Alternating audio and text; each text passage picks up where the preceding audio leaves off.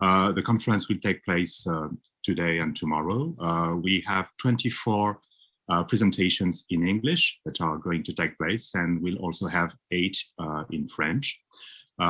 So sometimes we might switch a little from English to French, and the people who speak English should feel fine to ask us to translate something if we say a word in French, and this is true the other way around. Don't hesitate. So yeah, let's rock, as Roland said. Thank you so much to Roland. It's been wonderful to collaborate with him right from the start. He's agreed to be a partner, to be a co-organizer for this conference, and we are very happy to be functioning with Lynchland.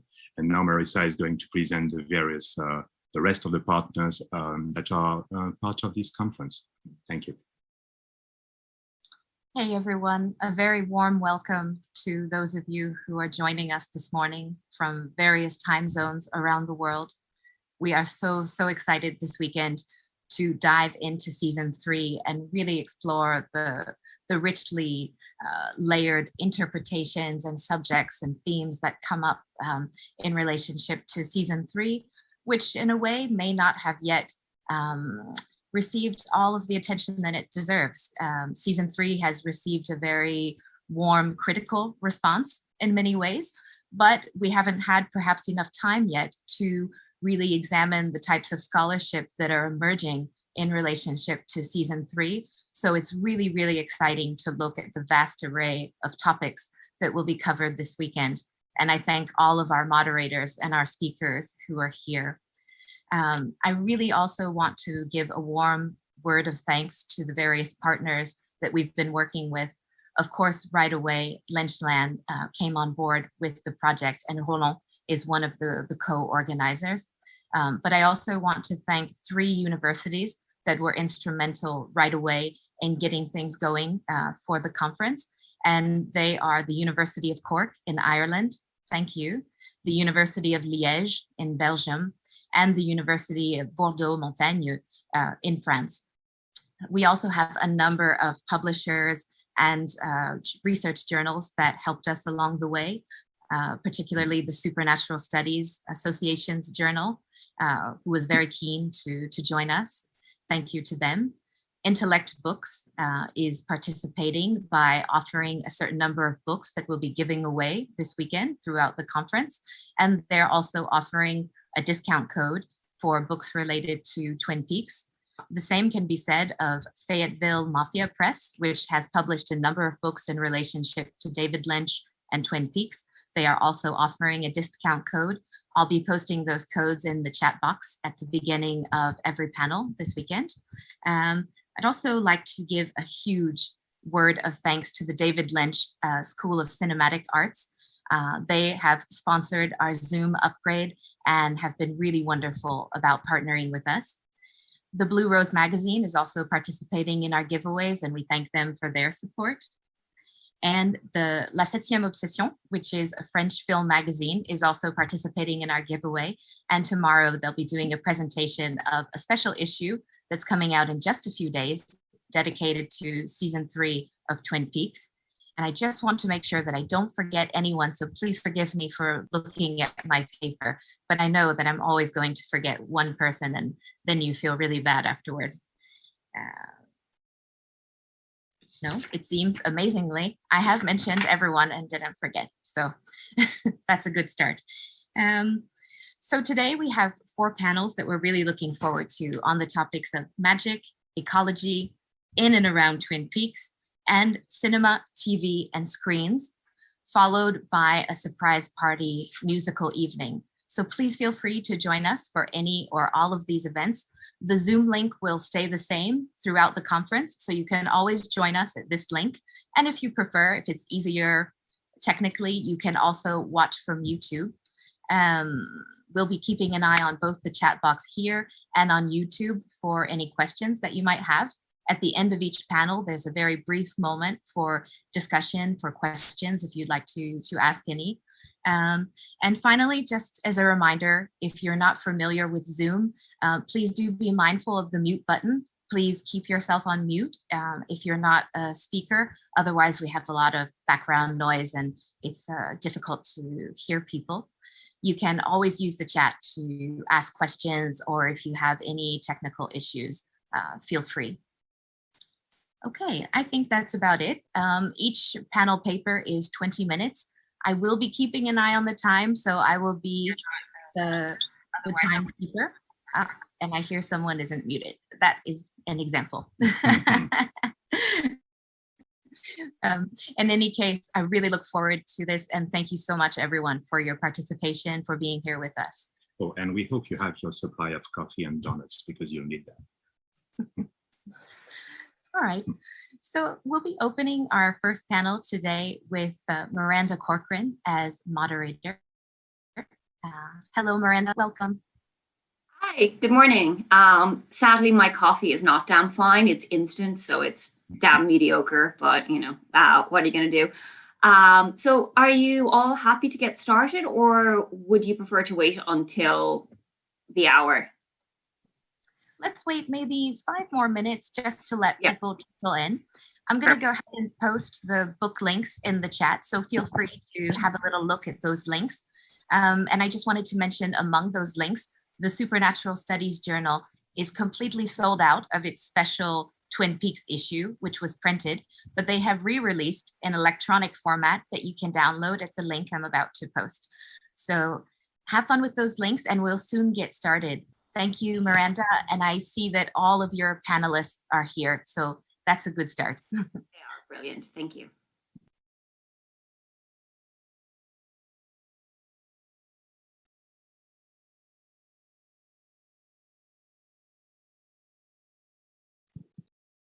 It seems the Lynchland archivist has been kicked out of the waiting room, right? No. Okay, because I had a few technical problems.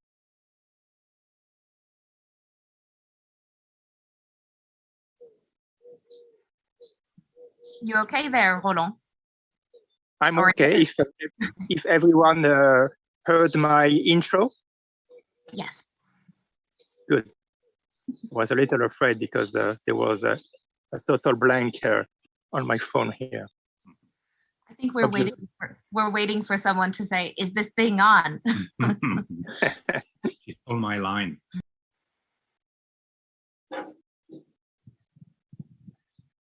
So I haven't heard everything. Have you thanked everyone that helped us, Marisa?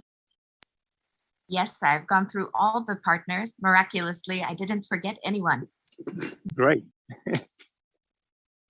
A special note on my side to Josh, who is going to speak soon and who saved my technical life, I'm going to say, because it was quite a journey to to get this YouTube links, etc.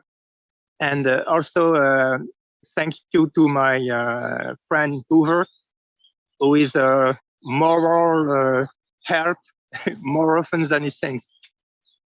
So thanks, Hoover, and hope you're gonna have a nice day. We're always grateful to those special individuals who hop in at the last moment to assist with technical matters, which somehow, despite our best efforts, always arise at the most inopportune moments. But looks like things are going well. We have a YouTube stream and the Zoom running concurrently. Miracle.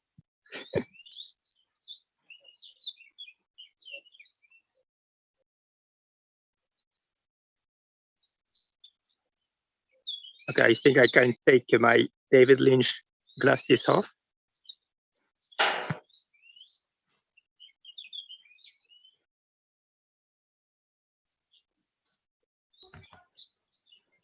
Marisa, I just posted a question in the chat just about the recordings and whether or not the recordings will be available. I was just wondering what the situation is with that. Yeah. Hi, Daniel. It's so nice to see you. Yeah, we are really excited that we're recording everything. And David Lynch, archivist, you'll have the the information on his page, Roland's page, Lynchland will have the videos on their YouTube channel, so everything will be available. Wonderful, thank you. I don't know that I'm going to be able to make all the sessions, but I'll do my best. You're most welcome. We're aware that it's tricky with all the different time zones, so it's really important to have the videos available afterwards. What time is it for you now? It's 7 p.m. here. Oh. Still reasonable. Okay.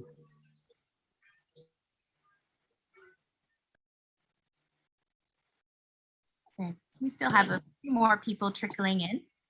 Just a reminder to mute yourself if you're not speaking, and we'll get started soon in 2 minutes time.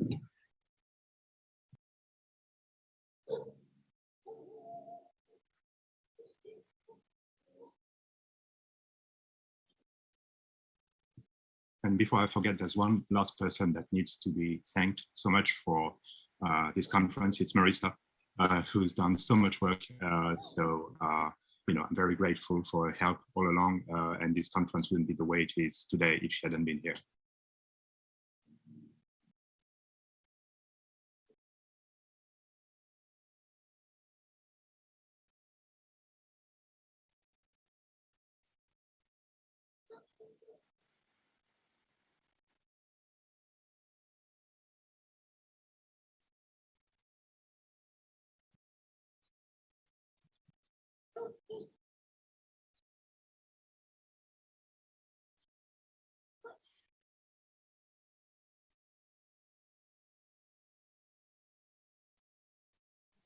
I think this is a first that we have so many early birds joining us on time. It's nice to see. That's a good sign. Do we have any francophone here? Just in case you'd like to ask any questions. Ok. En tout cas, n'hésitez pas. Si vous avez des questions, on peut toujours traduire si besoin. Bienvenue. How many people do you see right now, Marisa? Roland, just a moment. Yeah, 20 for the moment. Okay.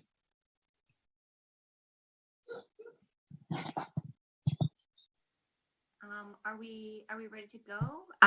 Or do you want to? Okay, excellent, brilliant. Okay,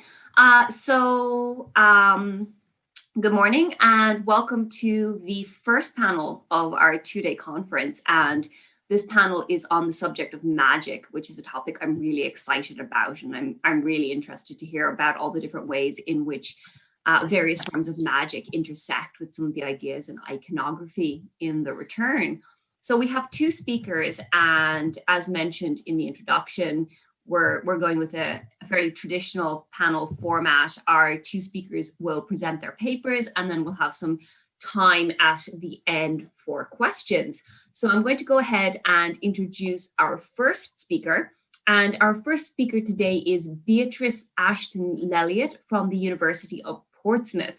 And Beatrice is a PhD student whose funded thesis is entitled Magical Lives, Performance Magic and Crafting the Self in the Victorian Period and Beyond. And her work primarily focuses primarily examines the autobiographies of 19th century magicians and the analogous representations of fictional magicians and conjuring in Victorian literature. Her other research interests include culture, magic realism, second-generation romantic poetry, and fantasy fiction. And today, Beatrice will be presenting a paper entitled My Grandson Does Magic, The Legacy of Conjuring in Twin Peaks, The Return. So welcome, Beatrice, and we're all very excited to hear your paper. Thank you, Miranda. Thank you, everyone, for having me. I actually passed my Viva earlier in the year, so hooray. Oh, in that case, I should have introduced you as doctor. Don't worry at all. Congratulations. Thank you so much. I'm going to turn my video off while I present, just in an effort to save some bandwidth. So hello and bonjour, everyone. Thank you for having me. I'm delighted and slightly alarmed to be kicking off this excellent lineup of speakers over 2 days. So I will share my PowerPoint.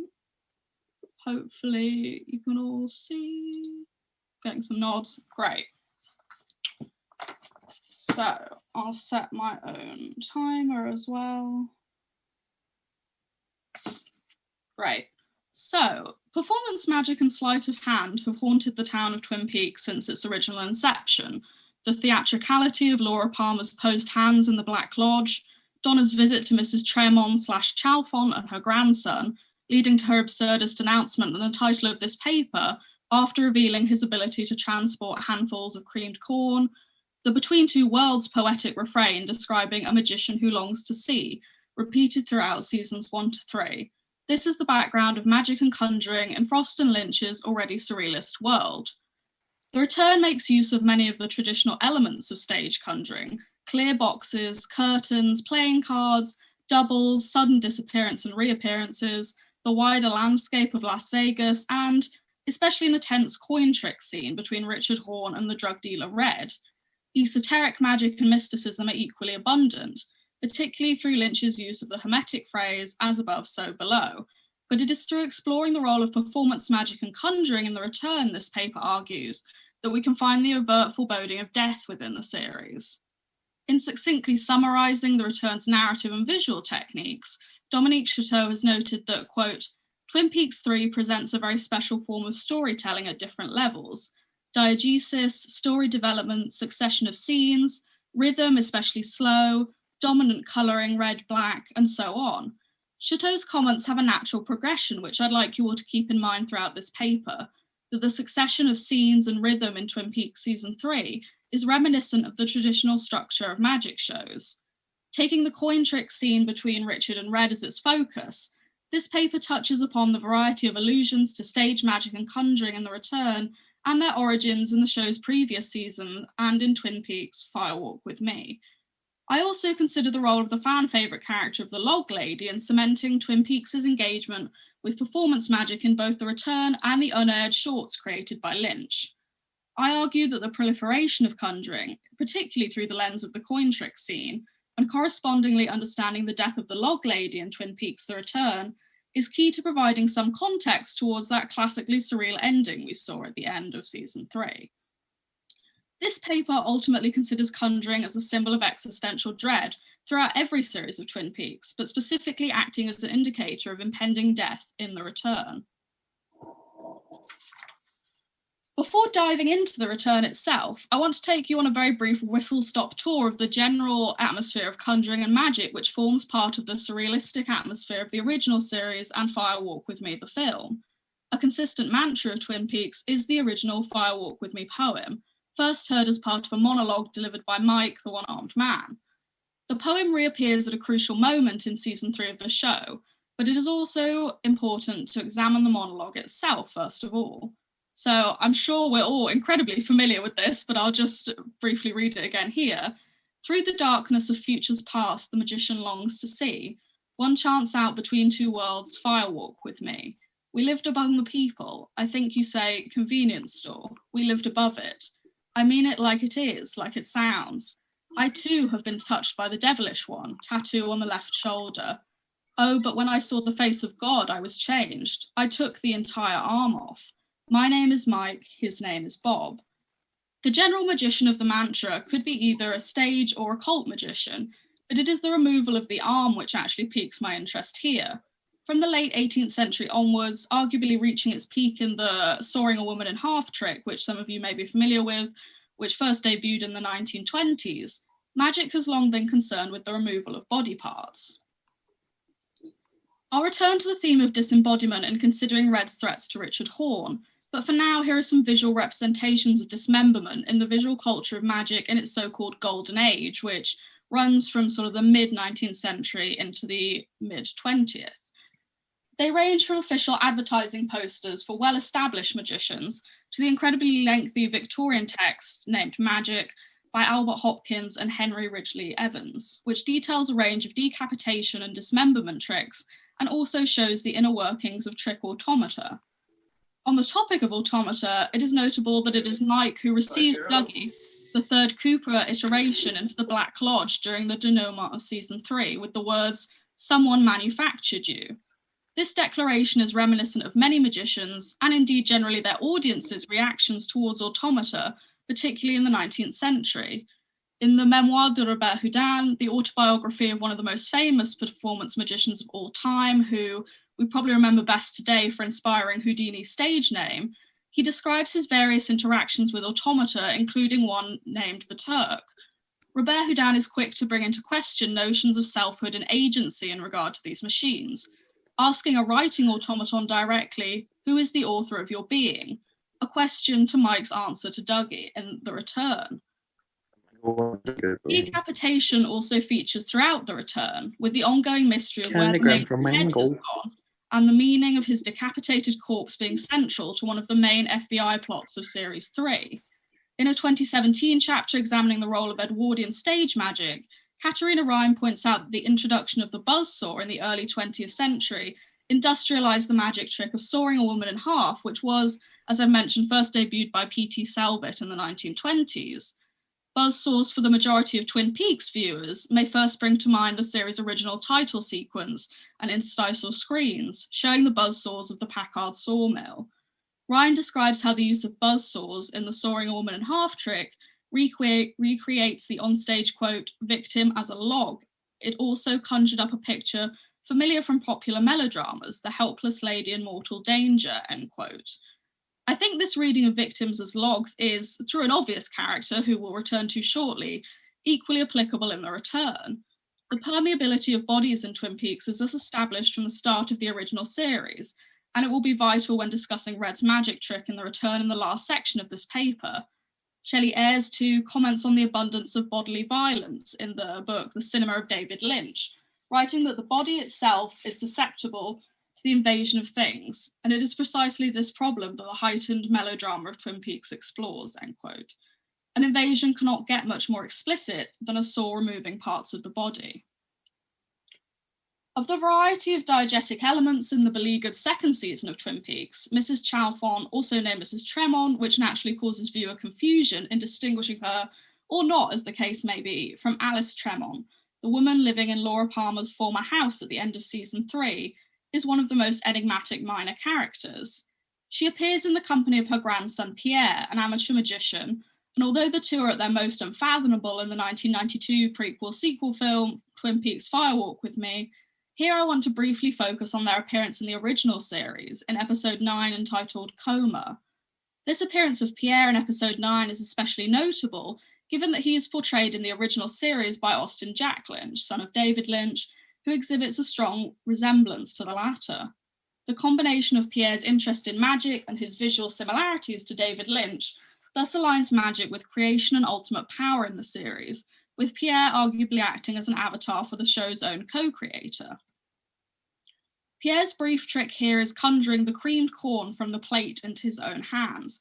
Creamed corn, and believe me, I never thought I'd be focusing so much on creamed corn in a conference paper, is key to the mythos of Twin Peaks overall. It's also known by the name 𝗤𝗓𝗄𝓀 and is the life essence of many of the demons and spirits of the Twin Peaks universe, including the arm. I want here to recommend David Titterington's really interesting take on creamed corn, where he considers the Aztec roots of corn as central to its role in the narrative. I'm less concerned, however, with the corn itself than the Lagarde Man movement surrounding it, and also, as I now want to touch upon, its role as an existential link between two magically coded characters. Creamed corn is central to another Twin Peaks character who does not... Sorry, I've moved my wrong page. Creamed corn is central to another Twin Peaks character who does not at first appear to engage directly with this preoccupation surrounding conjuring. The Log Lady, or Margaret Lanterman, played throughout by Catherine Coulson, provides a prism through which the use of conjuring as a narrative device in Twin Peaks can be observed. Tellingly, there is a direct link between the Log Lady and Pierre's magic. In 1993, David Lynch wrote and directed what are known as the Log Lady introductions. You can view these on YouTube, and I've got a still from the one I'm talking about here. These monologues are delivered by the Log Lady to introduce each episode for the re-airing of the show, which was that same year. The Log Lady's monologue prefacing season 1, episode 9 contains several notable points, which I'll briefly recite here. So she says, "As above, so below, the human being finds itself or herself in the middle, There is as much space outside the human proportionately as inside. Stars, moons, and planets remind us of protons, neutrons, and electrons. Is there a bigger being walking with all the stars within? Does our thinking affect what goes on outside us and what goes on inside us? I think it does. Where does creamed corn figure into the workings of the universe? What really is creamed corn? Is it a symbol for something else? Lantermann's opening comments are in themselves indicative of a magic of a different sort. As above, so below is accredited to Hermes Trismegistus, a key figure in Hermeticism whose ascribed works have been highly influential on Western esotericism and occultism. Her consideration of protons, too, is notable in its further connection to Mrs. Tremont, as one of her original lines from Firewalk with Me was, "Why not be composed of materials and combinations of atoms?" And we, of course, now know that atoms are crucial in The Return, in that unforgettable episode of the atomic bomb. I'd like to highlight, too, that although it is perhaps occult magic we more often associate with science on an alchemical level, particularly during the 19th century, there is a long history of conjuring and science being linked in their equally performative elements. We see this through the adoption of often pseudo-scientific titles, such as professor by magicians, but also in a desire to use increasingly modern technology for tricks during the Victorian period. I'd highly recommend Sophie LaChapelle's 2015 monograph, Conjuring Science, A History of Scientific Entertainment and Stage Magic in Modern France, for more on this exact topic. After delivering her enigmatic final question, Lantermann, continuing to look directly into the camera, gives a slight knowing raise of her eyebrows, indicating that, from her perspective, just as in her affirmation of her preceding statement, the cream corn definitely is a symbol for something else. But what else? In Twin Peaks: The Return, Margaret Lantermann is dying, in parallel, sadly, with Catherine Coulson herself. Showtime released a reprisal of the Log Lady introductions for a season 3 teaser trailer, showing Lantermann and the Log once again addressing the camera, primarily discussing the values of both demons and notes, before a montage of the entrance and interior of the Black Lodge and notable moments from the first season plays. Her main role in The Return is that of a mystic, delivering enigmatic visions of the future and warnings to Hawk via telephone. During one of their conversations, the Log Lady tells Hawk, quote, "You know about death. It's just a change, not an end," end quote. Obviously, this plays upon the spiritual underpinning of many of their conversations, but I also want to suggest that the wording of this statement is in itself interesting when read with conjuring and its role as a symbol of existential dread in The Return in mind. Cheliers has noted that in Twin Peaks as a whole, quote, "Death as reification becomes the object of Cooper's contemplation and the means of Laura's redemption," end quote. But here I argue that the death of the Log Lady and the ultimate climax of Laura's house being occupied by an avatar of the Tremont/Chalfont conjurers acts as the final stage of Lynch's 3-part magic act. Jahangir, in his work setting out the formal structure of magic tricks, has noted that a key part of any performance is change and transformation as, quote, "The magician leads the spectator into the turbulence of disordered reason," end quote. This exact turbulence, I think, surrounds many characters in Twin Peaks, but especially in Series 3. It is key that it is a form of Mrs. Tremont/Chalfont who opens the door of the house in the Series 3 finale, given her background of acting as a conduit through which Lynch's depiction of existential dread and conjuring tricks is made manifest.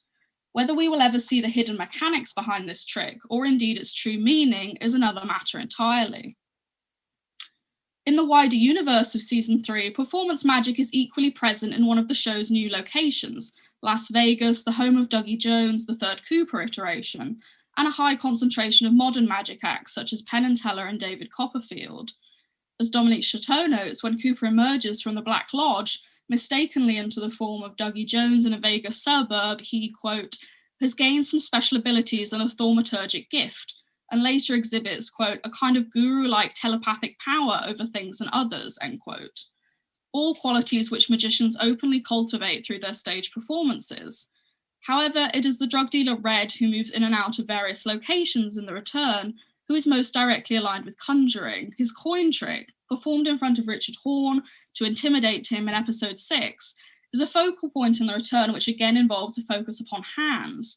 We also return to saws here, a key symbol of modern stage magic, when Red creatively threatens, "I will saw your head open and eat your brains if you fuck me over."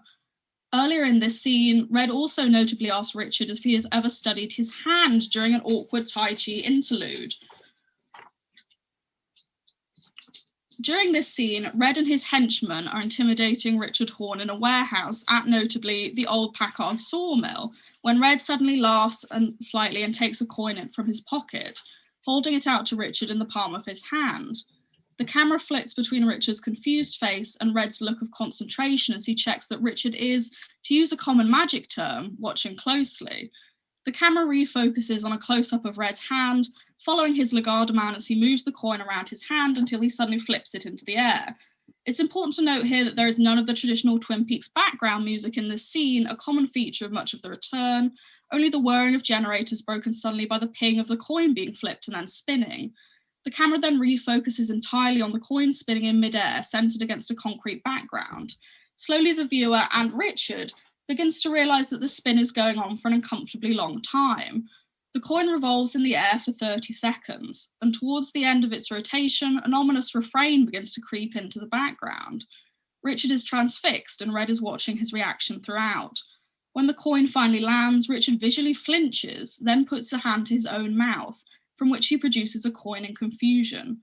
Seconds later, Red catches the original question mark, because we never really know what's gone on here, coin from the air in his own hand. He opens his palm, which is the still I have up on this slide, and when Richard checks his own apparent coin, it has vanished. Richard continues to look alarmed, followed by the camera moving to a deliberate and fairly slow close-up of the coin in Red's outstretched palm. Red announces, "This is you," in reference to the tail side of the coin where it has landed, before flipping it over and saying, "This is me," of the head side. Richard is high at this point, having snorted some of Red's drugs at the beginning of the scene, and so Lynch invites us to wonder whether this incident is just a result of the drugs, Richard's questionable mental state throughout the series, a mystical occurrence of the type not uncommon in Twin Peaks, Red's skill at magic tricks, or a combination of all of the above. What I've ultimately been arguing here in this slightly whistle-stop tour of allusions to magic is that most characters in Twin Peaks who have a link to conjuring or magic tricks, particularly those in Series 3, often end up dead. The log lady, as mentioned, sadly dies, and Richard Horne kills a boy in a hit and run and is then himself dramatically electrocuted into ashes. Those performing magic themselves, however, largely survive. Red has been described as on the run post-Series 3 by Mark Frost, and the mysterious 𝗛𝗏𝗯/𝗟fonds await behind the door of Laura's house in the finale of The Return. And it is this which I wish to end on, as this moment truly encapsulates the idea I've played with here of magic tricks as symbolic of existential dread. I don't think we can get much more existential than Laura's mysterious scream and "What year is this?" Thank you for listening, everyone. Thank you very much, Beatrice. That was amazing. A really, really fantastic paper. So lots of appropriate applause from the audience. So we're going to, as I said earlier, leave the questions to the end and move on to our next speaker. So the next speaker on our panel is Joshua Bell from the University of Sheffield. And Joshua is currently pursuing a PhD in history. His thesis is entitled "The Reception of Dreams in Early Modern Italian Popular Culture." And his focus in his research is on early modern Italy and its cultural relationship with the Arabic world, exploring how cultural change or exchange affected society. And today, Joshua will be presenting a paper called "You Can't See It Without a Cosmic Flashlight: Connections Between Talismanic Objects in Twin Peaks: The Return and Renaissance Magic." So welcome, Joshua.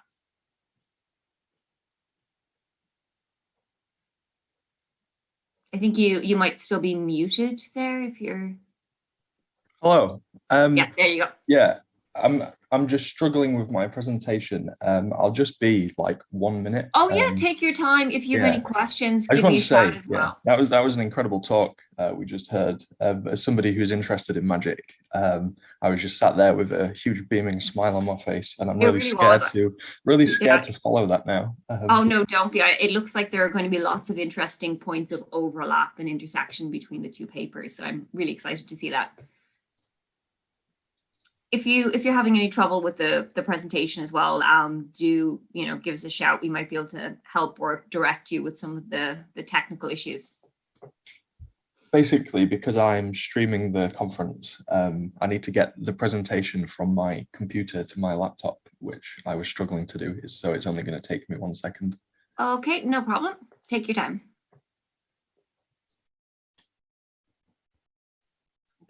Josh has been our wonderful technical assistant this morning. He's really helped kick off the YouTube live stream because in addition to the people watching here in Zoom, we have a large number of people watching on YouTube as well. So we owe Josh a big thanks for that. And thank you very much, Beatrice, for your wonderful presentation. You have a lot of congratulations over on YouTube as well. Well, thank you, everyone, and thanks so much, Josh. I think there'll be a lot of, as Miranda says, really great overlaps here. And thank you for your work on live streaming as well. That's all a mystery to me. Right.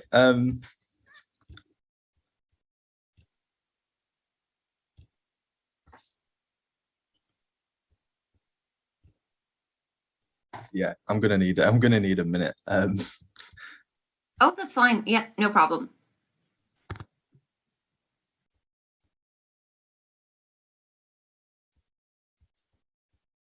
Perhaps we could switch the order a little, and if there are any questions for Beatrice, we could go ahead and address those right now, if that's that's a good idea. Yeah, that actually might be a good idea if anyone has any questions for Beatrice, and then we can take any questions maybe that refer to both papers at the end. So yeah, if anyone has any burning questions that they want to get to Beatrice now, feel free to raise your hand.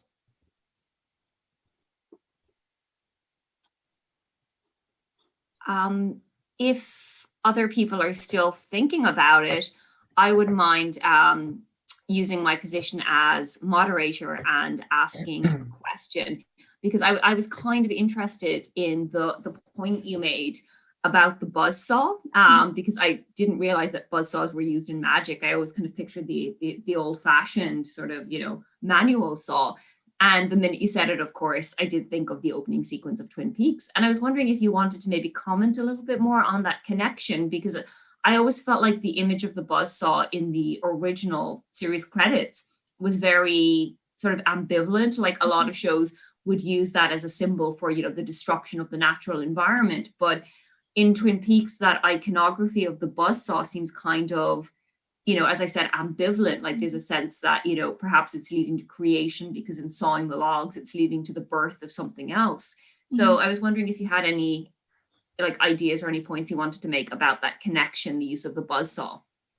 Yeah, that's a great point and a great question. Thank you, Miranda. I could have talked all day about buzzsaws, but I think in trying to keep the focus on season 3, I kept it quite brief. But there is a great image as well, which I originally had on the presentation of a really huge industrial buzzsaw being used in a 20th century iteration of the sawing almond and half trick. And so that's the kind of thing that I had in mind talking about it. And you're right, it's very interesting to consider the way that in that introductory sequence, the buzzsaw's almost like part of this pastoral image of Twin Peaks as a town. So I think it's sort of overlaid with the image of the bird at the beginning as well. So it is quite a non-threatening tool there.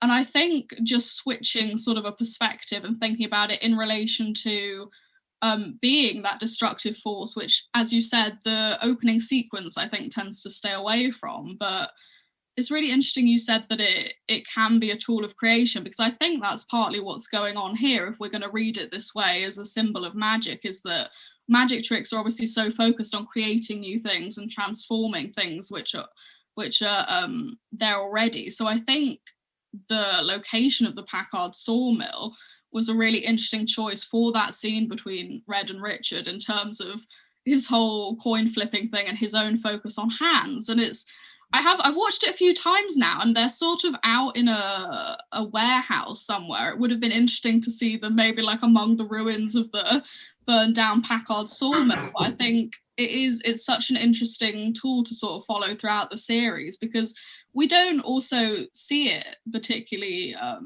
often, except for in that title sequence. So obviously there are scenes in the original series set in Packard Sawmill in the sort of headquarter office room, but we don't often see people actively using the saws. So I think that's another sort of thing that I always find hovering over in the background, that they can be this tool of such violence, murder. If you've ever seen the Penn and Teller version of the sawing someone in half trick, they obviously play up that gore element quite a lot, but it also can be this tool of creation and rebirth, as magic tricks themselves also are, definitely.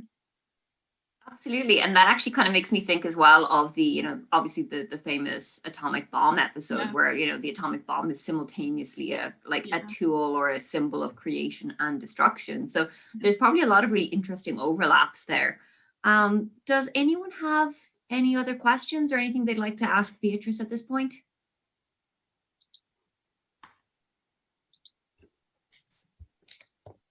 Or we could wait until the end. I see an applause there, and I don't know if the applause is actually meant to be like a hand raise. No? Okay.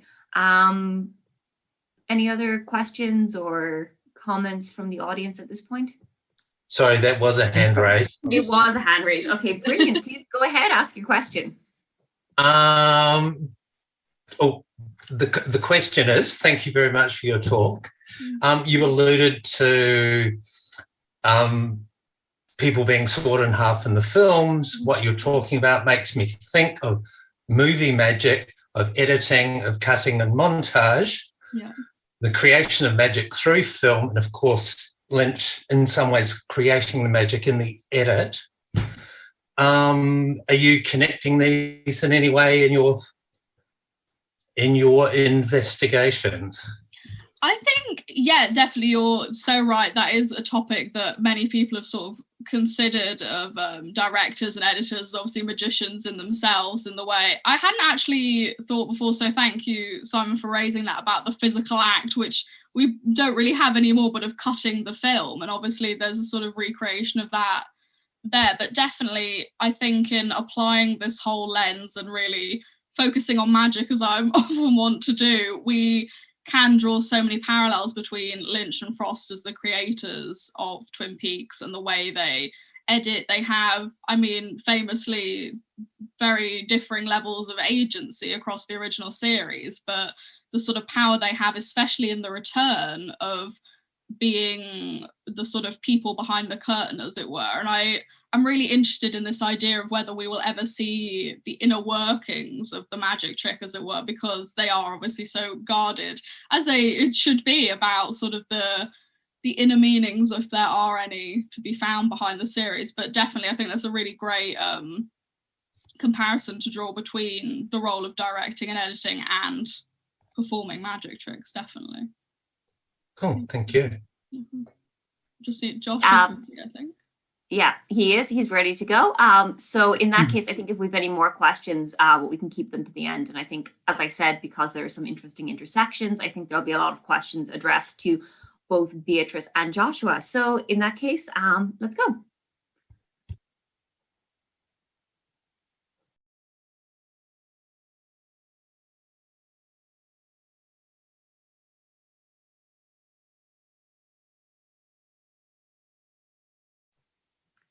I think Josh is just connecting there. Hello again. I needed to restart Zoom, I think, to allow it to, yeah, there we go. Oh, there we go. Perfect. That's great. Okay, so I will disappear and I will leave you.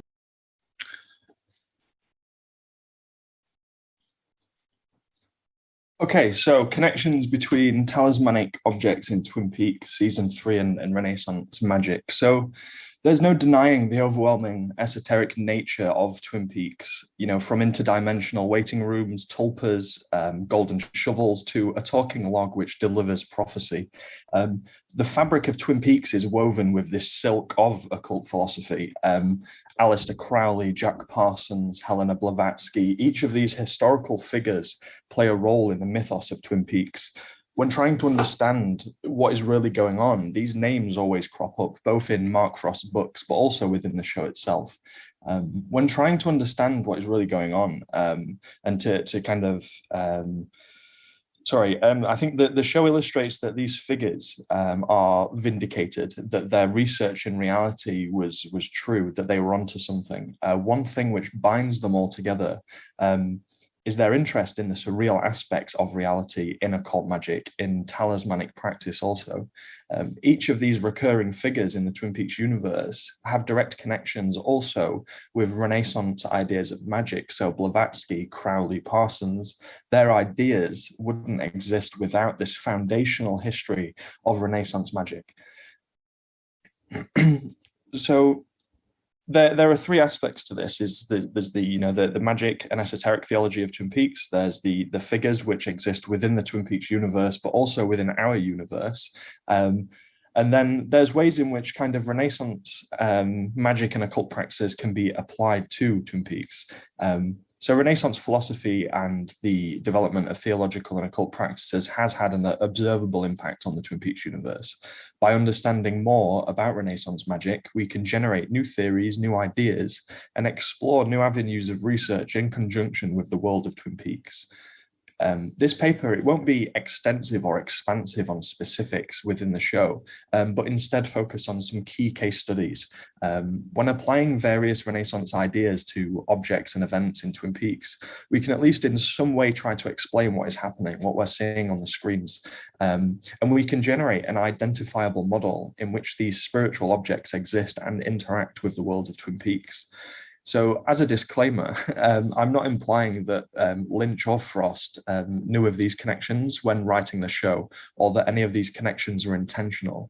This is more of a creative exercise, interloping the synchronicities of historical theology and connecting that with Twin Peaks, imagining Twin Peaks as if it existed in a world governed by the philosophy and the magic of the Renaissance. The results are quite entertaining, even if unverifiable. It's a great thought experiment.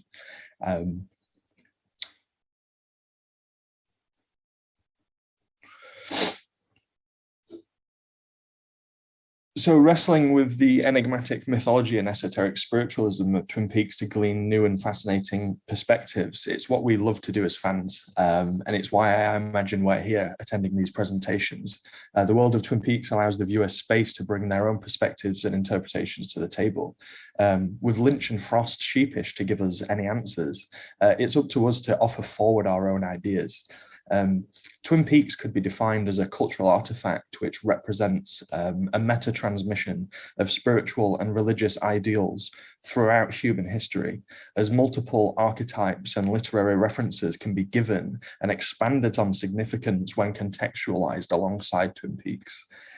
Although this talk will be brief, I hope to expand on this work in the future, actually, in kind of a fully published research piece. And I've also been looking at kind of Native American mythology and how this fits into this model. But to kind of, to keep specific, I'm going to kind of define these key terms and go over Renaissance magic, like what is Renaissance magic? What am I talking about? So there are different ways to classify various kinds of magic. And different magically inclined people drew the boundaries in different ways. And I think we see this in Twin Peaks, from Jacoby to Briggs to Cooper. They all interact with these veils of spirituality, but in very different ways. There are three phases that I see. There's the earthly phase, the celestial, and the spiritual. These are the key core components of Renaissance magic, but then we can also see that reflected in Twin Peaks. So, one, we have control over hidden powers of earthly things, which is alchemy, minerals, metals. Celestial things is like astrology, if you think about the Great Convergence, which opens the lodge. And then spiritual things such as angels, demons, Bob the giant, things like that. And then there's also the kind of the concept of friend or foe in Renaissance magic.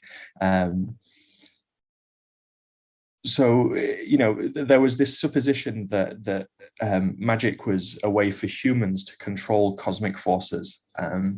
And this fits in well with the Renaissance view that individuals had higher human capacities, that they were capable of much more than what was previously thought. But then we have foes who believed magic was evil, it was dark, only demons could interact with this kind of power.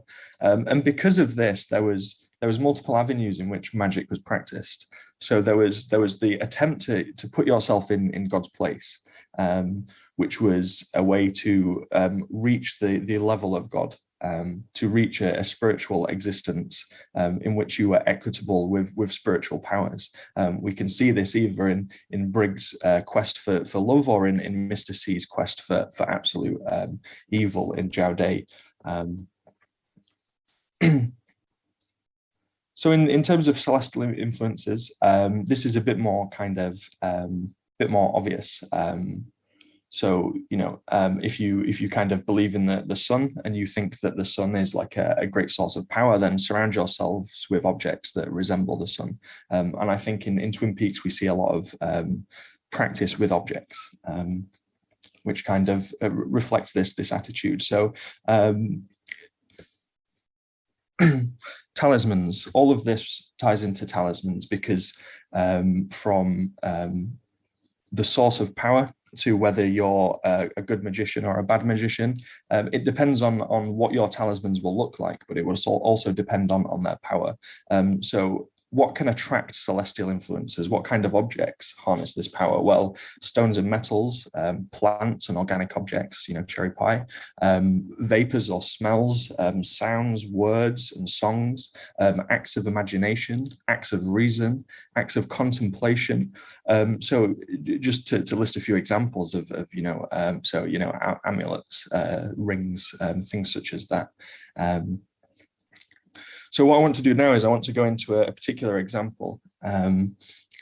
Marsilio Ficino was a Renaissance philosopher in the 15th century. Now, his view of the world was that the cosmos was a great interconnected being.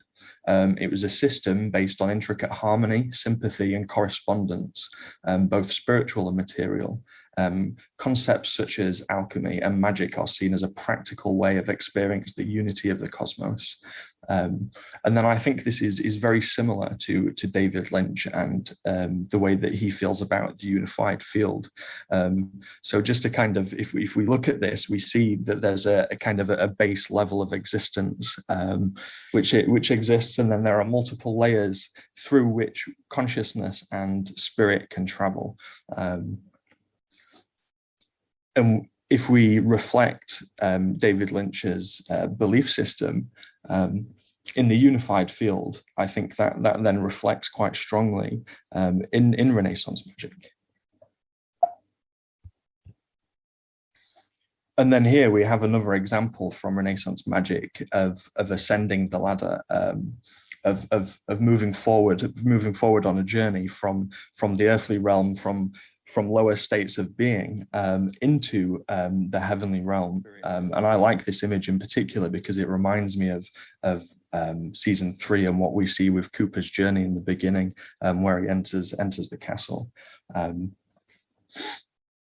And we can see, again, these relationships between Renaissance philosophy and the nature of David Lynch's philosophy of the universe, but then also visual representations in Twin Peaks. So there are various objects in Twin Peaks which are kind of very interesting, such as the Johnny's bear, which I believe represent things such as balance, equilibrium. There's a repetitive hypnotic mantric quality to this bear, which seems to almost keep Johnny from running into the walls. And again, I believe that if we were to extrapolate an understanding of magic and of philosophy, and then apply those to this bear, again, we'd understand why it is being used, why is it in the show. Well, it's because it has utility, it has a purpose, which connects with the broader kind of philosophical underpinning of the show. A good example which exists is Dr. Jacobi's golden shovel. in Mark Frost's book, he talks about intrapersonal alchemy and how Dr. Jacobi was on a personal quest. He quite literally tries to turn, shit into gold. He talks about turning the lead of dull everyday consciousness into the gold of an evolved human soul. This connects with the great chain of being, an idea in which a new kind of individual can dictate and forge their own path through the world, regardless of divine forces.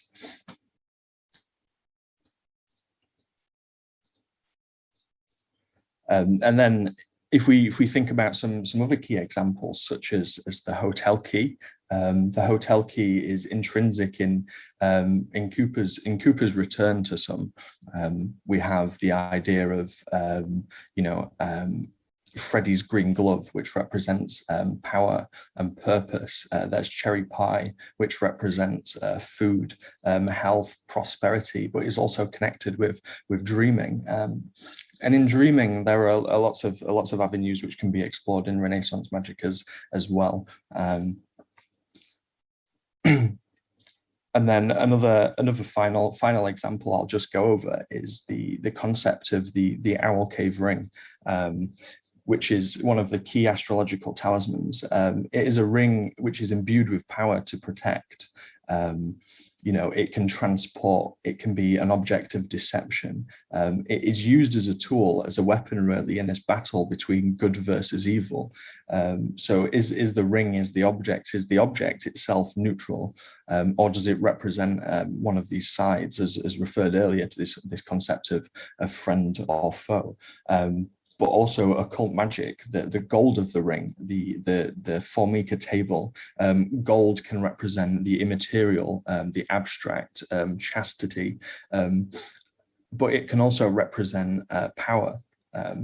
So again, what I've tried to do with this talk is really show and go through a system where we can look back through the past and we can have a look at these intricate philosophical systems, such as the Great Chain of Being, and connect them with ideas which are out there, which David Lynch or Mark Frost have expressed. And that's all I've got for today. Thank you so much for listening. And I hope that there's going to be some interesting questions based on that. Okay, thank you very much, Joshua. That was a fantastic presentation and some really, really interesting ideas, and I think some very interesting, as I said earlier, overlaps between the two papers. So at this point, I'm going to open the floor up to any questions that people might have. Again, as I said, if you have questions, feel free to just raise your hand and I should hopefully see you. Or, if I don't, just shout at me, it's fine. Okay, so I'll give people a little bit of time to think about questions. I might, as chair or moderator, kick things off by maybe addressing a question to both Beatrice and Joshua. And I was just wondering if maybe between you, you could comment on the two distinct types of magic that you're identifying in the return. I mean, Joshua, you're looking very much at, practices of magic that were intended to be effective and were intended to bring about change in the world. Whereas Beatrice, you're looking at performances of magic and the illusion of magic. And I was just wondering maybe if either of you or both of you could maybe say something about the distinction or the intersection series of real, I guess, genuine magic versus the performance and the appearance of magic. Yeah, definitely. So I can speak a bit to that because it's something that I run across quite frequently in magic history. There has been a tendency to see this divide between real, as you say, or occult magic and performance magic. I tend not to see them as completely separate things. And one of my favorite sort of sources that I looked at throughout my PhD was something called the 𝗛𝓮𝓽'𝓼 magazine, which is an 18th century periodical where they talk about both occult magic, so sort of spells, incantations and things, versus tricks and performance magic. So they call it in that philosophical amusements. So they see it as part of their whole philosophy of occult magic. And I think increasingly now in the discipline, people are seeing them as a slightly more combined field, but there has definitely previously been a tendency to either look purely at stage magic and think about it in terms of just theatricality or performance studies, or occult magic as a whole separate thing. So personally, I'm trying to work towards a more interdisciplinary maybe way of thinking about them both at the same time. I think luckily increasingly people are combining them both together because there is so much shared history between them, definitely. Yeah, I would agree with that absolutely, Beatrice, because I think so for me, looking at Renaissance magic, performative magic like tricks, for example, was not seen as separate from kind of highbrow intellectual ritual or kind of deep contemplation with God. What it was seen as accessing the same energies, accessing the same powers. But if you were doing tricks, if you were trying to bring around material gain, if you were trying to bring around power, then you were accessing and opening yourself up to evil. If you were to, try to get rich by using magic, then you would be consulting with demons pretending to be celestial powers. You would be consulting with demons with great anger and evil, who will help you achieve your goals, but at great cost. But then, I think this is interesting if we compare people like Richard and Red to then people like Cooper and Briggs. Ultimately, they're interacting with the same forces, the same environments, but the results of their kind of interactions with these powers are very different. With Richard, we have the death of a child, but with Cooper, we have the salvation of reality, effectively. So it's this age-old battle, good versus evil, white magic versus black magic, and I think we shouldn't separate them. We shouldn't say Houdini's magic isn't real, because I think if we're to look at Lynch's philosophy of like a unified field of a oneness, then card tricks are just as important to the fabric of reality as as going to the Black Lodge and having your soul pulled out of your body. It's a hierarchy, and that's how I see it, a celestial hierarchy with various stages of interaction. Brilliant. Thank you both so much for that. Does anyone have any other questions? Again, feel free to raise your hand. I've actually got a question for Josh. Brilliant. Yeah, go ahead. Yeah, I think thank you for such a great paper, Josh. And I would just love you to speak more maybe to your reading of Johnny's Bear, because it's an item which completely freaks me out. And I've never thought about that deeply. I think this was echoed in the chat as well by Andreas. So if you'd like to elaborate on that at all, I'd love to hear some more about the bear. So for me, I tried to look at what the bear is doing compared to what we've been seeing before. So in the first scenes with Johnny, there's violence because he just sprints into the wall, and there's this disaster. So we don't know the context, but what we do know is this bear was used to keep him entertained, to keep him to keep him kind of placid. But I don't see this as him, is it being childish? I don't see it as like Johnny looking at this cute little bear. I see this as quite a kind of a complex symbology. The bear is quite clearly unnatural. It is not a natural object. There's a gold disc which is pointing directly at Johnny, which he's staring at. I see this as almost as a talisman, but it's a talisman of either hypnosis or control, which is keeping Johnny effectively subdued to stop him from hurting himself. But likewise, it could easily be an object of healing. It could be his favorite teddy bear, which has now been, imbued with some kind of cosmic power. Maybe Audrey has something to do with it. And there's this gold disc, which could be, giving him energy. And again, that's not me saying this is the case, but if we apply concepts of Renaissance magic, we can then reach conclusions which are then, I think, quite interesting. So for me, the bear is a talisman, which is both healing Johnny because he's just suffered horrifically, but then he's also kind of keeping him calm. But then we see that Johnny is not happy about the fact that he's, you know, effectively tied to this chair. He's not having a good time. So again, it's not trivial. It's a very serious event, which I think is, you know, exacerbated by the horrific events which unfold with Richard and his grandmother afterwards. Great, thank you. Yeah, that will make a lot more sense to me now. There's one of the things that sort of haunts me about series 3, definitely. But I think reading it as a talisman is so interesting, definitely. Yeah, absolutely. The bear terrifies me as well. I think scariest thing in the season. There is another question in the chat for both Beatrice and Joshua, but it's in French. So I'm wondering if either one of the organizers or if 𝗣𝗲𝗁𝓀𝓬𝓴 wants to translate, because I certainly can't. I'll jump in. So thank you. Merci, 𝗣𝗲𝗁𝓀𝓬𝓴, pour votre question. So 𝗣𝗲𝗁𝓀𝓬𝓴 asks, hello. I'm thinking about the attraction in particular of Lynch's interest in electricity. And she wonders if we can imagine electricity in season 3 as a sort of postmodern magic, or if it's a recreation of ancient magic.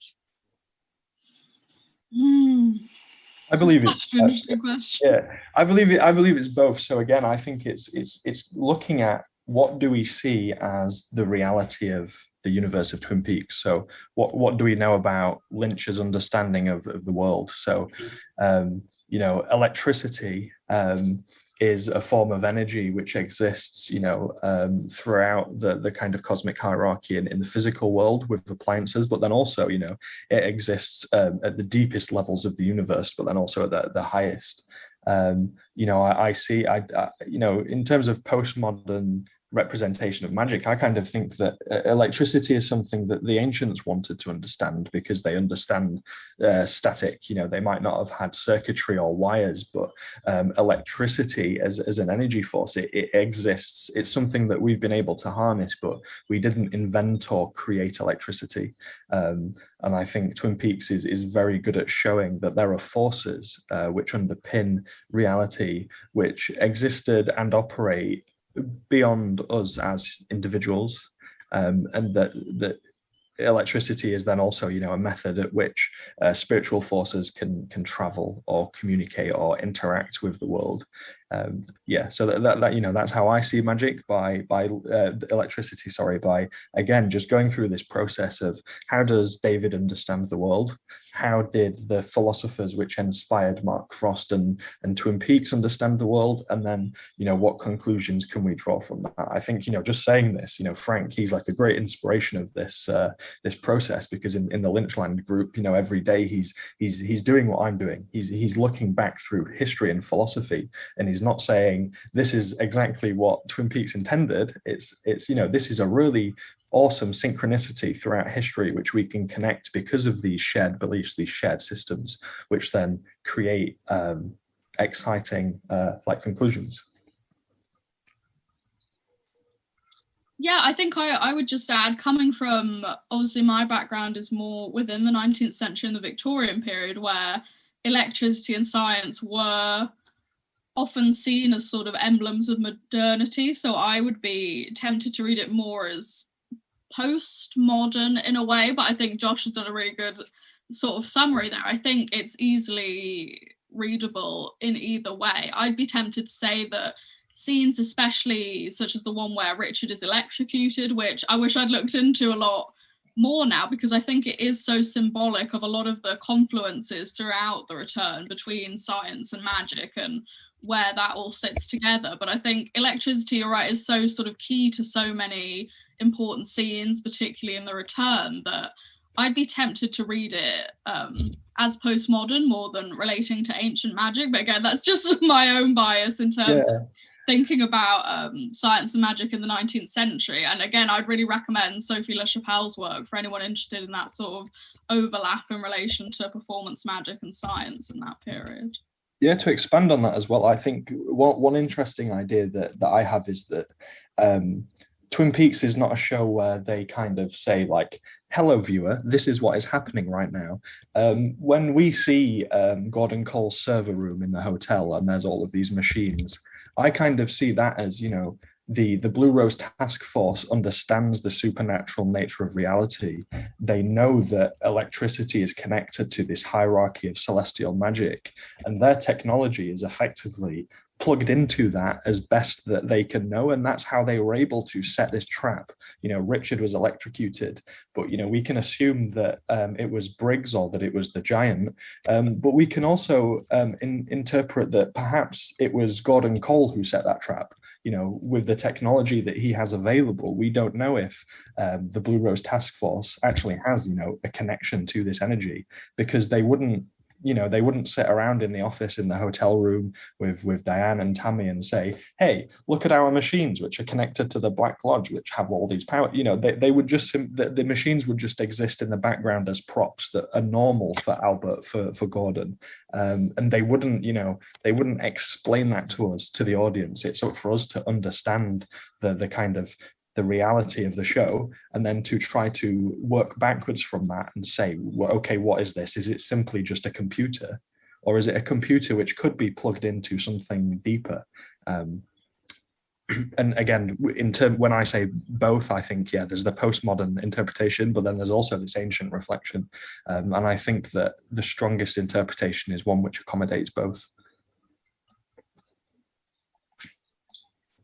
That response. So I can see we have a few more questions. So we have a hand up from Bernard, who I think I will go first, and then we have some questions coming in from YouTube as well. Okay, thank you very much. I have a magic trick question, so more for Beatrice, I think. I wondered if the glass box, that experiment has some resemblances to magic tricks too, because how it is staged somehow. Of course, you have that visual resemblance to Francis Bacon and his paintings. So it would go in some museum line, but I think we also have like that line to some performance, to some magic trick maybe, or to cinema, to the cinematic dispositive itself. And you think, is there a connection of the magic trick and cinema as magic somehow, as illusion? Because that we have all that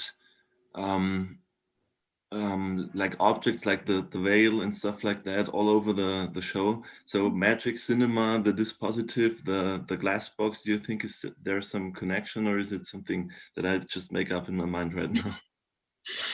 No, definitely. Thank you. I think you're so right. There's definitely a connection there. And the glass box mainly calls to mind for me magic tricks that involve drowning. So a lot of escapology tricks. If somebody is in water, they'll tend to be in clear or glass boxes so that you can obviously see there's nothing going on.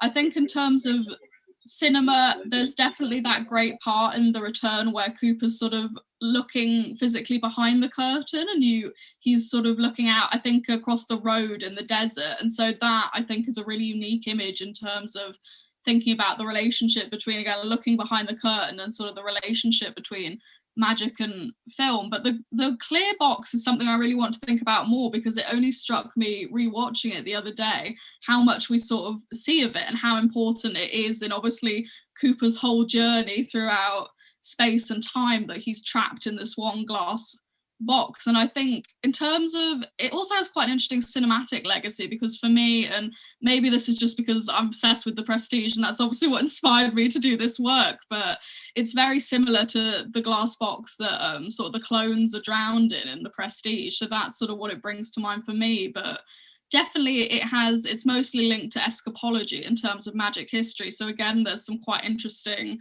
things we might consider there between what is Cooper escaping from? Does he ever really escape from his sort of endless journey? But yeah, it's a great question. Thank you. That's great. Thank you very much. So the next question I'm going to pose comes from YouTube. It's from Lisa Elliott, and it's a question to Beatrice as well. And Lisa asks, there's been much speculation through the years of who is Pierre. Who do you think Pierre really is? And Lisa says, I have my own theory. I think he may be Laura Palmer's aborted child. This is really interesting. Having just done a paper about this, I always think I try not to think too deeply about characters in Twin Peaks, because I think in a way that way madness lies. I don't know if will ever really, if there even is an intended answer that Frost and Lynch have. I think Pierre's such an interesting character because he does appear so briefly in the original series, but then obviously he comes back in Fire Walk with Me with his weird sort of masks and all of that. And it's most interesting to me in terms of the fact that he was played by Lynch's son in the original series, who to me looks startlingly like David Lynch. So that's one of the reasons I think why Pierre's role is so interesting, and his ability to transport the creamed corn, which obviously has a lot of in-universe significance. But yeah, to me, Pierre is just a character who really emphasizes this role that's been coming up in a lot of questions, obviously, of the link between the creators of Twin Peaks and sort of the generic role of the magician figure themselves in terms of their creational ability. So I'm not sure I really have any interesting theories, unfortunately, about who Pierre, quote unquote, actually is. I think yours is a really interesting take. I'm more definitely concerned with his sort of symbology overall, but I would love somebody to write sort of a whole lengthy long read about the history of Pierre and his sort of lineage, because I think he is such an interesting figure, and the fact that obviously the role was later played by someone else as well, so he's got this whole sort of transformational aspect, his own character as well, aside from the mask element. So he's a very interesting minor figure, as they all often are in Twin Peaks, definitely. That's great, Beatrice. Thank you very much for that response. I can see that Christoph also has their hand raised. Yes, I do. It's a bit of a tangential question, but both brilliant papers make me think of the overlap of magic and alchemy rather in Twin Peaks, you know, transformation, creation, the golden orbs that, thanks to Beatrice's disgusting close-up of the 𝗤𝗏𝗏𝗏 actually make me realize that it looks a bit like the individual bits of cream corn, changing substances, conduction, Mike being a bit of a John Dee, that kind of thing. And I was wondering, really, if there is such a similar mix of stage magic and alchemy in the 19th century, or if alchemy featured in stage magic back then. And so it's more of a question for Beatrice in a way, but it's inspired by both. Yeah, thank you, Christoph. Nice to see you this morning. It is a really interesting question, and I particularly, again, think of sources like the Conjurer's magazine where there's that overlap, but I think increasingly in the period that I sort of look at mainly in the 19th century, there is this issue of stage magicians are often trying to distance themselves from quote unquote real magic because, as sort of Josh has pointed out and others, there is such a negative connotation during that time period. And I mean, even today, really, if we're probably being honest, but there is definitely an effort by the more famous magicians in the 19th century to turn the profession around and make it more quote unquote respectable. So in that way, they're often trying to distance themselves from the supernatural elements and the alchemy. But also, I think it's quite interesting that a lot of them struggle to escape it. So certain figures, such as 𝗤𝗎𝗶𝗀, who was quite a famous Victorian magician, would really play up that fantastical element. And he always writes in his very exaggerated autobiography about sort of doing all these pranks on people where he's been using alchemy and changing gold into things, or taking people's money, or pretending to be the disembodied voice of water mills and things like that. So there's a bit of a divide between sort of magicians who embrace the history of alchemy and sort of rely on that to do their tricks and present it in programs as sort of a remodernized form of alchemy, and then there's some who just completely don't want anything to do with it and are more focused maybe on the sort of science and technological aspects, because then they can piggyback onto the back of sort of touring scientists who were also being quite performative in that period as well in terms of presenting their research to the public. So there's an interesting mix. I think I'm hoping Josh will maybe speak more to the alchemy aspect, but it's definitely always more fun when magicians are willing to play with that element, I think, and sort of acknowledge the history of magic in that way, because I don't think they'll ever entirely escape from it. Thank you very much. Yeah, for me, alchemy is it's a core component of Twin Peaks, even if not, you know, explicitly expressed, because alchemy is more than just mixing ingredients together. It involves contemplation, but it also involves the belief that celestial objects interact with these physical properties. So, for example, So Ficino, the philosopher I mentioned, was obsessed with Saturn. Saturn was like his main celestial object, which, you know, we can connect to Twin Peaks with, you know, the great conjunction Saturn and Jupiter, the Venus de Milo and the Saturn lamp. But effectively, alchemy wouldn't work without the planets directly imbuing objects or material things with power. So Saturn, for example, was a planet of like melancholics, of scholars, and, you know, effectively he believed that scholars would become really depressed because the negative energy of Saturn would sap all of their life energy out of them. So alchemy was a way of then finding plants or food or health benefits which would then counteract Saturn with, let's say, you know, the energies of Venus. So, you know, 𝗤𝗓𝗄𝓀, cherry pie, coffee. If we think about alchemy, it's thinking about how a cup of coffee, it is not just the coffee in that cup, but it is connected. It's hard to visualize when we think physically, but if you imagine that cup of coffee is simultaneously connected to, you know, all of the magics of the lodges, to the kind of underpinned energy of the universe, and if you see the universe as a one, which then is broken up and divided into many parts, things like coffee, cherry pie, potions, you know, alchemy are simply a reflection and a way to access those energies and those powers. So I think that there's an abundance of ways that we can tackle alchemy in Twin Peaks, but then also alchemy it's about, you know, physical objects like So I don't want to ramble too much, but. Fantastic. Thank you both for those very thoughtful answers. Are there any further questions? I don't see any hands up. Oh, wait, there's Simon. You have a question? Yes, let me just turn everything on again. Just kind of interested, and again, you're talking about alchemy and magic, and you're talking about practical magic, really, whether it's either the Victorian era or whether it's Rosicrucian, whether it's, you know, the Renaissance.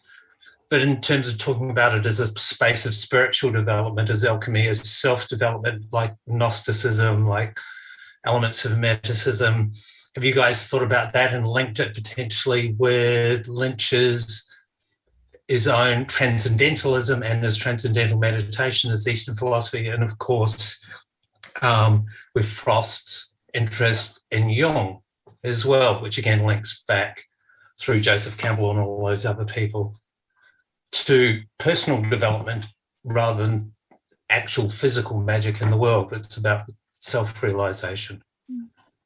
Yeah, I say. And what would you have to say about that? Sorry. I think that is a core part of the show. I think that, you know, that the personal development is what underpins season 3 in a lot of ways. I think the kind of the path of a lot of the characters in season 3 is working through, I guess, on the most fundamental terms, a personal problem. And then trying to deal or address with that, from Dougie Jones to Cooper to Audrey, you know, to Shelley and Bobby, to Dr. Jacoby, to Nadine. Everybody is trying to solve a problem. There is a process, a journey which needs to be undertaken. And I think, you know, by understanding the you know, the Jungian process, you know, the journey of the individual, you know, Jung didn't believe that there was too much of a distinction between waking and dreaming life in terms of, you know, human experience, because we observe the world through our brains, you know, there's a whole stack of layer of meaning there for personal development. And I think it's definitely something that we as an audience should really dig into, and really try to connect these, you know, these broader, you know, esoteric, you know, philosophical systems with, you know, the applicable individual journeys of personal growth, because effectively that's what, you know, alchemy was. It was about the individual healing. It was about the individual becoming closer to their spiritual goal or their spiritual source. And I think in season 3 we also see the negative and evil side of that with Mr. C. We see him navigating the same journey, the same kind of you know, magics and phenomena and objects, but in a completely different way. And I think that's one way in which we can see this focus on personal development and personal reflection, by looking at, you know, the difference between Mr. C's path through the show and then like Dougie's path through the show. And then by applying that to a model of, you know, it doesn't have to be Renaissance philosophy. It could be, you know, ancient Chinese philosophy, or it could be Native American mythology. It's simply about applying, you know, a structure to the show. So I think, yeah, absolutely what you said. Hopefully that makes sense. Thank you. Beatrice, do you have anything to add? Or Oh no, sorry, I won't pretend to add anything salient to that. I think that was a great answer from Josh. Yeah. No problem. I don't see any more questions. Are there any last questions or points? Okay. With that then, I guess I just wanted to thank our speakers again for their absolutely fascinating papers, some really, really interesting perspectives on the show. So thank you very much to our speakers for that wonderful introductory panel. And I guess with that, I will hand us back to our organizers in case there are any announcements or anything they'd like to say. First off, a huge thank you to you, Miranda, for moderating, and another huge thank you to both Josh and Beatrice for these wonderful presentations. My mind is exploding with new references, particularly as a fan of The Wizard of Oz. I found so many resonances with the film during your presentation, and I've started to think about it in a new way, which is wonderful because we know that this is one of Lynch's favorite films as well, with a lot of direct and indirect references in season 3 and throughout his filmography. So thank you so much for that. So before we conclude this panel, we forgot to announce that we are going to launch our very first giveaway, and I will give the floor to Franck because this will take the form of a trivia question. So we will be looking first in the chat box for you to type your answer. So let me just check my handy document here. So we will be giving away during this panel an issue of the Blue Rose magazine, who has generously donated an issue called The Women of Lynch issue. And Franck is here to read you your trivia question, and whoever responds the quickest in the chat box will be the winner of this issue. And don't worry, to those who are watching on YouTube, we plan to divvy up the different prizes today. So some will be for those watching in YouTube and some on Zoom, but we'll start this morning with the Zoom chat. Okay, then. So yes, whoever answers the quickest correctly will win the magazine. So the question is, what was the name of the suspect involved in the first Blue Rose case in 1975 as described in season 3? And we're going to paste the question once again in the chat box, just in case you didn't get that. So to your keyboards. And Michael has won. Wow. That was a very fast response, Michael. Congratulations. So we're going to private message you our email contact so we can exchange contact information so we can get you your winning issue of The Women of Lynch from the Blue Rose magazine. And thanks again to the Blue Rose magazine for donating this issue.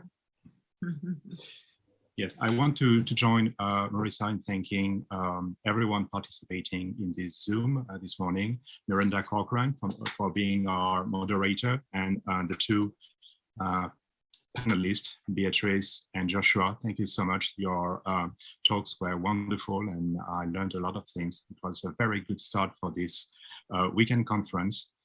And so now I think we're going to have a break until 3 o'clock French time.